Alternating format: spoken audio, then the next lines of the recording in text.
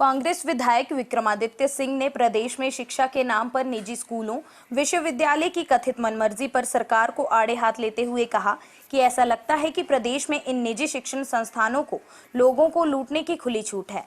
उन्होंने कहा कि एक तरफ ये शिक्षण संस्थान बड़ी बड़ी मोटी फीस छात्रों से वसूल रहे हैं, तो दूसरी तरफ अपने स्टाफ को पूरी तनख्वाह भी नहीं दे रहे।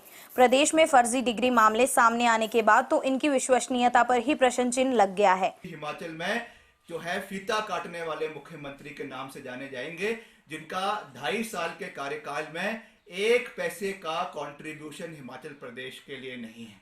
किसी भी अधिकारी से बात करते हैं, चाहे वो एससी स्तर का हो, चाहे वो जो है प्रिंसिपल सेक्रेटरी स्तर का हो, चाहे वो आपके एक्सीएंस हो, चाहे आपके जेईज हो, एक हमको जवाब सुनने को मिलता है कि डिपार्टमेंट के पास पैसा नहीं है।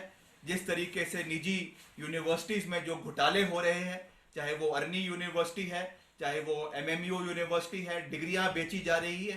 हिमाचल धूमल साहब के कार्यकाल में हिमाचल ऑन सेल का नारा हमने दिया। उस समय जो है सैकड़ों एकड़ भूमि जो है वो प्राइवेट यूनिवर्सिटीज को दी गई। आज उन्हीं यूनिवर्सिटीज जो है वो पैसा बनाने का अखाड़ा बन चुकी है। आज 5-5 लाख रुपए में जो है वहां पे डिग्रियां बेची जा रही है, 10-10 लाख में वहां डिग्रियां बेची जा रही है।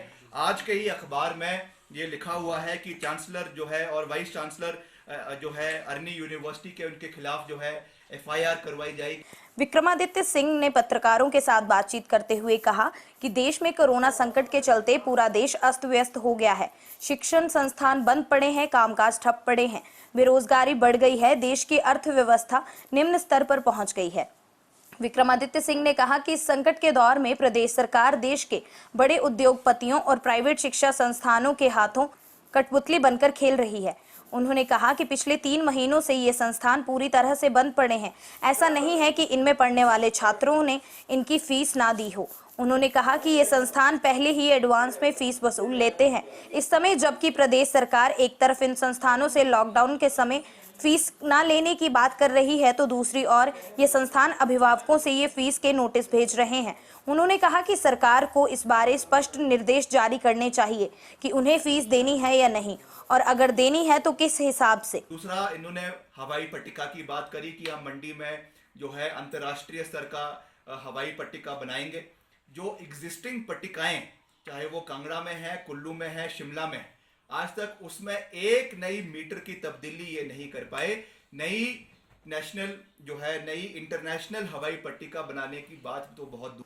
विक्रमादित्य सिंह ने मुख्यमंत्री से प्रदेश में सेब सीजन को देखते हुए बागवानों के लिए कार्टन ट्रे जल्द उपलब्ध करवाने की मांग करते हुए कहा कि इसके विपणन की पूरी और सही व्यवस्था करनी चाहिए, जिससे प्रदेश की मुख्य आर्थिकी पर कोई कुप्रभाव ना पड़े। अगर कोई व्यक्ति प्रधानमंत्री की या मुख्यमंत्री की निंदा कर रहा है और उसके खिलाफ जो है देशद्रोह का मामला दर्ज किया जाता है, ये बहुत ही निंदनीय है। हमको कॉन्स्टिट्यूशनल और पार्लियामेंट्री डेमोक्रेसी में ये अधिकार दिया गया है कि हम जो है गवर्नमेंट ऑफ द डे के खिलाफ, prime minister of the day के खिलाफ, chief minister of the day के खिलाफ या किसी भी अधिकारी के खिलाफ अपने विचार जो है वो रख सकते हैं, उसके खिलाफ प्रदर्शन कर सकते हैं, एक पीसफुल प्रोटेस्ट कर सकते हैं। मगर उसको देशद्रोह में तब्दील कर देना ये बहुत ही निंदनीय है और इसकी हम कड़े शब्दों में निंदा करते हैं।